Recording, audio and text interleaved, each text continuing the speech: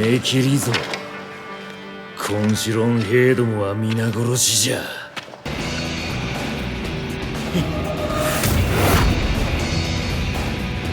What up guys, it's Gaze here and I will be talking about why you should be watching Drifters. Drifters is a 12 episode or 13 episode anime, I'm not exactly sure, but it is a season long anime. It has OVAs as well as a movie, but they are very short. Like the OVAs are only 30 minutes and the movie is also only 30 minutes. It's like a separate episode that tries to conclude the story, but I will be talking solely from the perspective of the first season. So, why you should watch it? The characters are incredibly interesting. They are a mixture of like the shonen, you know, aura farming, edgelord type of character. Not all of them, some of them. Like I just want to fight and I love fighting, but I'm also honorable and I love to protect people that help me type of character. There's another character called Nobunaga who is an incredibly intelligent character. Looking at his scenes every time he dissects things and he sits there and he thinks about how to defeat the enemy in various ways is incredible. We also get another character who is an arrow wielding character. All of them have different abilities basically that help each other out. So Nobunaga's the genius. Then you have our other main character who is the slice them up furious type of I can take any hit. I have a strong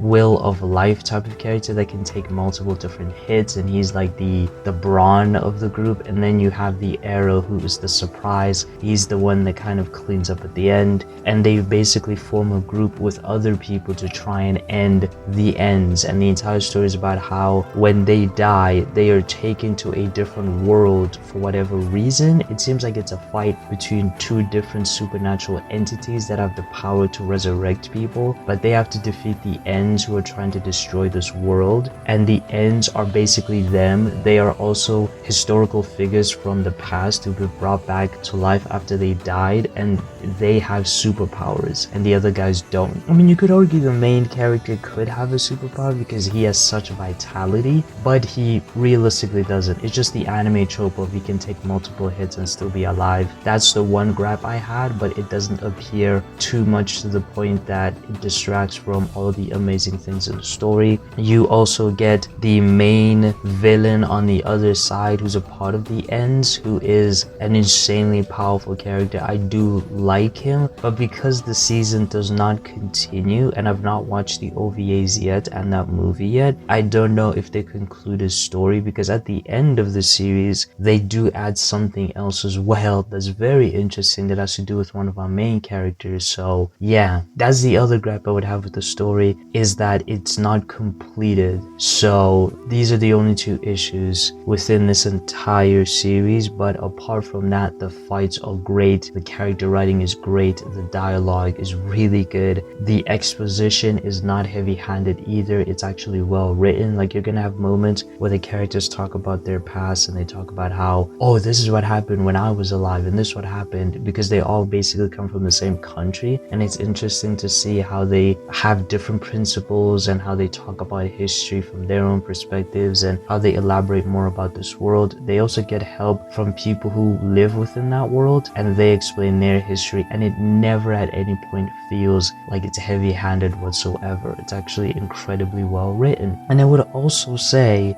that, again, even if it doesn't conclude the major story, there's a few things it does conclude quite quickly, and I like that. I really do. And it's also a seinen, so it does have, it's not as bad as some seinen, but it does have a scene where a group of women were getting assaulted, but you don't necessarily see it, but you do see the after effects and you do see the guys there. You also see people getting stabbed and killed, but again, it's not to an insane seinen extent. It's not berserk, you know, it's not at that level. But yeah, that's what I would say you should watch it. I'm not going to drag out the video. Genuinely, the characters are so interesting. They are not the boring only good guy type of characters that are, they just don't have any other form of passive personality to them. They're just pure archetypes. They're not like that at all. They really feel like actual real people. And again, some of the dialogue sequences, there's a point where Nobunaga talks about his ultimate plan, and man, it's so good. It is so good. So yeah, if If you want to watch something that's very short, that's going to be 12 to 13 episodes and has a couple of OVAs, but it's extremely well written, has an interesting world with an interesting story about two supernatural beings trying to destroy each other, yeah, this is it. Or at least I think they're trying to destroy each other. I'm not, again, the story doesn't conclude everything that gets introduced, which sucks,